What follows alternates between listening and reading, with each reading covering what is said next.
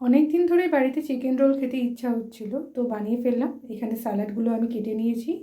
তারপরে আমি এখানে মাংসটা কষা বসিয়ে দিয়েছি, ছোট ছোট করে মাংসটা কেটেছিলাম। রুটিটাও বেলা হয়ে গেছে। এখানে আমরা হোল হুইট গ্রেন খাই, পুরো আটার রুটি, তার জন্য একটু কালচে রঙের হয় রুটিটা। রুটিটা তৈরি করার পরে আমি দুটো ডিমের অমলেটের মতো এটা তৈরি করে নিলাম। তারপরে সাধারণভাবে যেরকম এগরোল করে সেইভাবেই রুটিটাকে অমলেটটার উপরে দিয়ে দিলাম।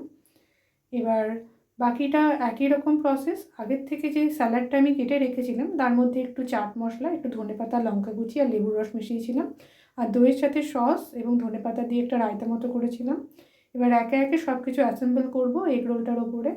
মাংস, শসা সব কিছু দেওয়ার পরে একটু একটু করে এবার দইয়ের যে রায়তাটা তৈরি করা হয়েছিল সেটা আমি এর ওপর দিয়ে দেবো। তারপরে ব্যাস, রোল করলেই রেডি আমাদের chicken roll, egg chicken roll. আর এটা খেতে সত্যি বলতে খুবই সুন্দর হয়েছিল।